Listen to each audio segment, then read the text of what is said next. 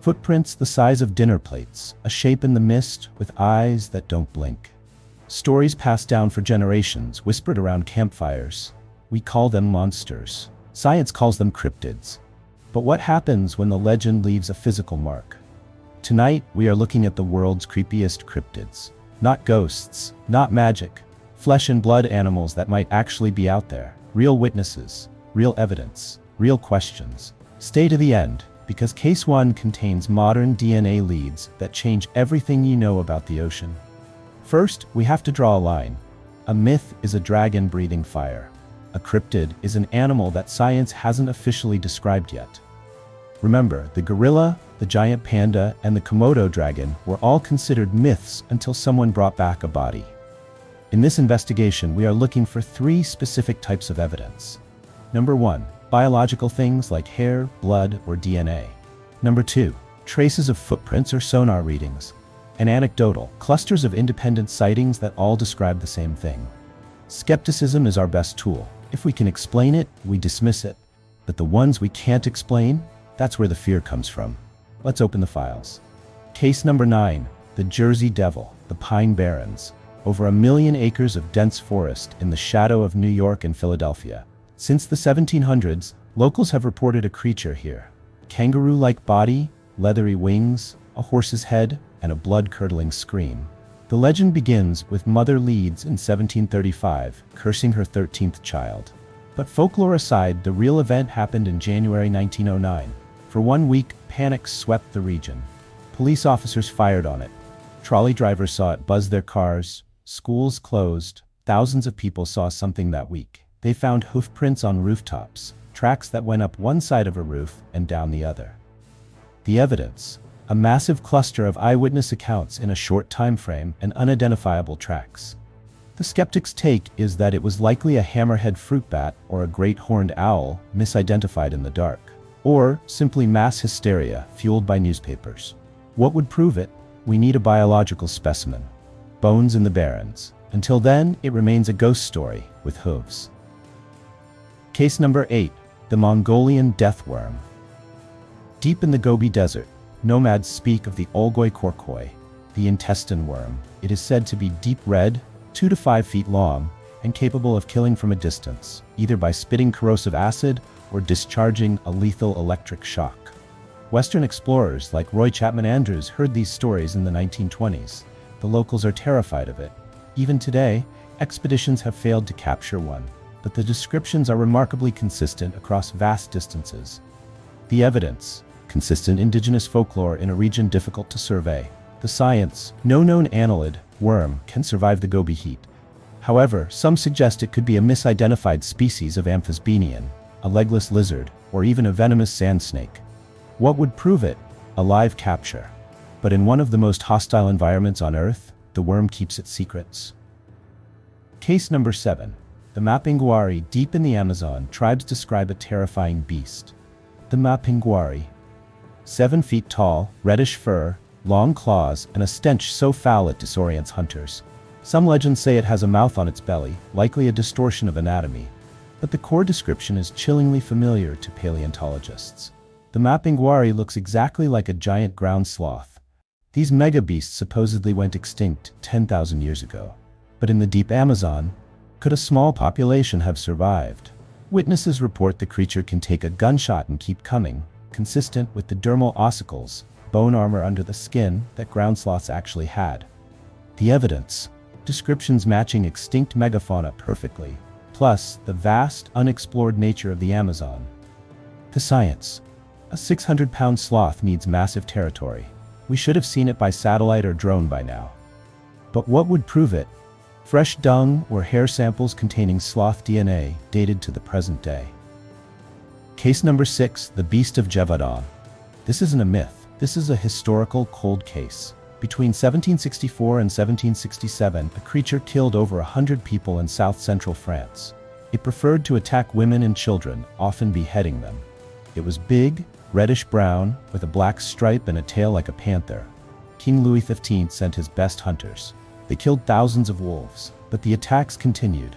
Finally, a local hunter named Jean Chastel shot a massive beast. When they opened its stomach, they found human remains. The evidence: documented death certificates, royal correspondence, and autopsies. The skeptics' take: was it a wolf-dog hybrid, or, as some historians suspect, an escaped exotic predator, like a striped hyena or a subadult lion trained by a serial killer? What would prove it? The body was taxidermied but lost to history. Only finding the skull in a dusty French attic could solve this mystery now. Case number 5. El Chupacabra, the goat sucker. Exploding onto the scene in 1995 in Puerto Rico, the first reports were alien. Spines down the back, glowing eyes, bipedal. But as the legend moved to Mexico and Texas, the monster changed. In the US, chupacabras are often found dead. They look like blue, hairless dogs with massive teeth. DNA tests on these carcasses have given us a definitive answer. The evidence: dozens of physical bodies found by ranchers. The science: every single Texas chupacabra tested has turned out to be a coyote or raccoon with a severe case of sarcoptic mange. The mites burrow into the skin, causing hair loss and thick, bluish scabs. The disease makes them too weak to hunt deer, so they attack livestock. What would prove it? We need a specimen that isn't a dog. Until then, this case is closed by veterinary science. Case number 4, the Mothman. In the month of November 1966, two young couples are driving near an old WOI-2 explosives plant. They see a man-sized figure with wings and glowing red eyes. It chases their car at 100 miles per hour. For 13 months, Point Pleasant was besieged by sightings. It all ended on December 15, 1967, when the Silver Bridge collapsed during rush hour, killing 46 people. The sightings stopped instantly. The evidence: credible witnesses, including local contractors and firemen. The eerie coincidence of the bridge collapse. The skeptics' take: a sandhill crane? They have a 7-foot wingspan and red patches around their eyes, but witnesses swore it didn't have a beak. What would prove it? Nothing short of clear video. Mothman is less of a biological animal and more of a localized phantom. Case number 3, the Loch Ness Monster. The classic, a plesiosaur trapped in a Scottish lake. We've had the photos, most were hoaxes. We've had the sonar contacts, large objects moving deep underwater. But in 2019, we finally got hard data. Professor Neil Gemmell led a team to map the entire biome of the loch using eDNA, that is, environmental DNA. If a monster swims there, it leaves skin cells and poop. They looked for Jurassic reptile DNA. They looked for giant catfish. They looked for Greenland sharks. The finding: no reptile DNA, no shark DNA, but a massive amount of eel DNA. The science: the monster is likely a giant European eel. Not a dinosaur, but a 10-foot eel would still be a monster to anyone in a rowboat. What would prove it? Catching the super eel. The eDNA doesn't lie, something slimy is down there. Case number 2, Bigfoot Sasquatch, the king of cryptids. Sasquatch, Yeti, Yowie. Every culture has a name for the hairy wild man. The 1967 Patterson-Gimlin film remains the most scrutinized 60 seconds of footage in history. Even Hollywood special effects artists from the era say they couldn't have made a suit that moves like that, muscles rippling under fur. The strongest evidence isn't the blurry photos, it's the feet. Police forensics experts have analyzed casts showing dermal ridges and mid-tarsal breaks, anatomical features that a hoaxer in the woods wouldn't know how to fake. The evidence: thousands of footprints showing biological consistency. Audio recordings of samurai chatter vocalizations. The skeptics' take: where are the bones? A breeding population needs hundreds of individuals. No roadkill? No hunter trophies? What would prove it? DNA. We have hair samples, but they usually come back as bear or human. We need a body. And finally, the case number 1, the Kraken, the proven monster. I told you to wait for the end, because this monster is real. For centuries, sailors spoke of the Kraken, a beast that could drag ships under. Science laughed. They said cephalopods didn't grow that big. They were wrong. In 2004 and again in 2012, we finally filmed Architeuthis dux, the giant squid alive in its habitat. It grows to 43 feet. It battles sperm whales. It is a real-life sea monster, and it gets worse. We've now found the colossal squid, heavier with rotating hooks on its tentacles. We used to think the ocean was empty. Now we know the Kraken is down there watching. Status confirmed. The takeaway: if the Kraken is real, hiding in the crushing depths, what else is down there?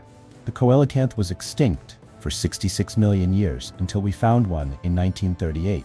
The ocean is the final frontier for monsters.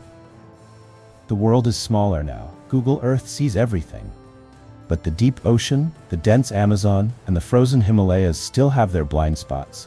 Most of these stories are just that, stories. But statistics say we haven't found every animal yet. Which case do you think has the best chance of being real? Is it the thylacine?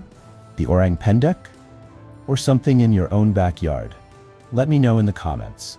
If you want part 2 where we dive into the uncanny valley of human-like cryptids, hit that like button and subscribe. Stay curious, and keep watching more. Thank you.